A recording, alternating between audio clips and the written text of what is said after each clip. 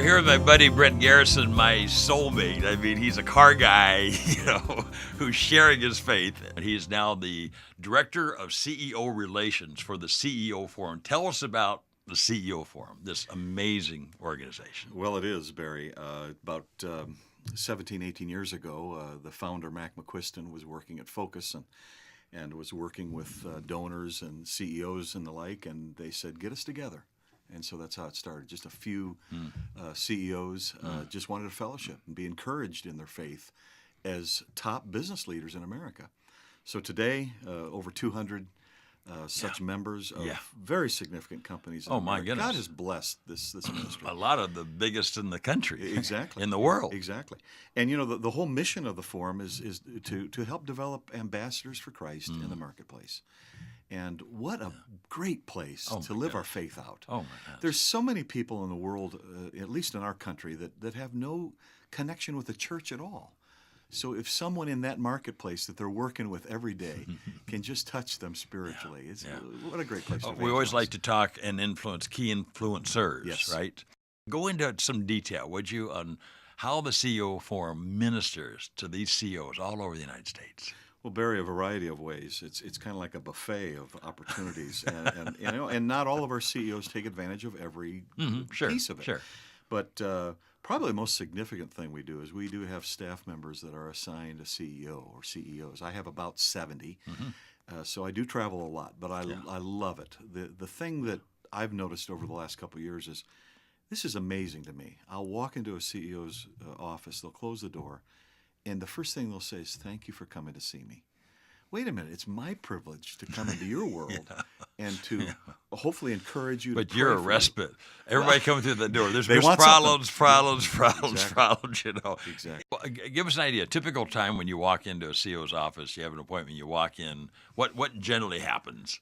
We do a little bit of small talk, but typically we talk about family and faith. The question will always come up. How are you living your faith in the context of the marketplace? I think helping CEO business types understand you can live your faith in the marketplace. There's been this whole dichotomy in Western mindset.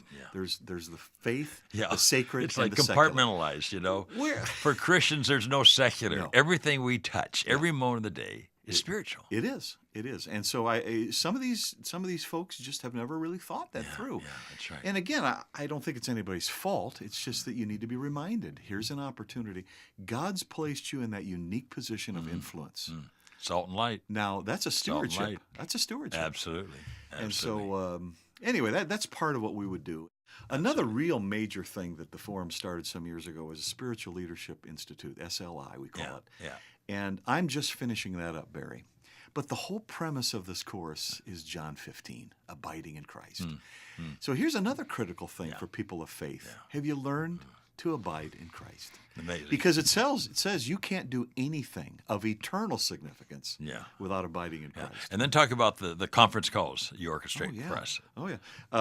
Quarterly, we get together on a conference call and share the devotional and thoughts and then pray for one another on the phone. The importance of fellowship, that's what the church was created for, the koinonia, right? The fellowship idea. Yeah. It's also true in segments of society. When you're CEO of a large corporation and you're a faith person, it is lonely. It is very lonely. And to know that there are other people like you, to be able to call them up and pray with them. Oh, my goodness. And in fact, in some instances, Barry, that they've kind of collaborated. A couple companies have gotten together. That's right. And Oh, done some absolutely. things. Absolutely. How do we reach the CEO Forum? Somebody's watching us right now, and they're a CEO, and they would love to jump in and be a part of this community. How do they reach the CEO Forum? Well, I'm going to give you my personal email, Brent, Brent, Wow. at CEO Forum, FORUM, the number one, .org. Okay, so Brent at CEO Forum, CEO Forum, the number one, .org. .org. And not just, you don't have to be a mega business. It's but a business of some size. But when you have employees, you have to deal with those issues. You want a safe place to run to. There's no place like the CEO Forum. Brent at CEOForum1.org. Okay, And we'll get right back with you. Okay, we're going to be back with more Brent Garrison in another second.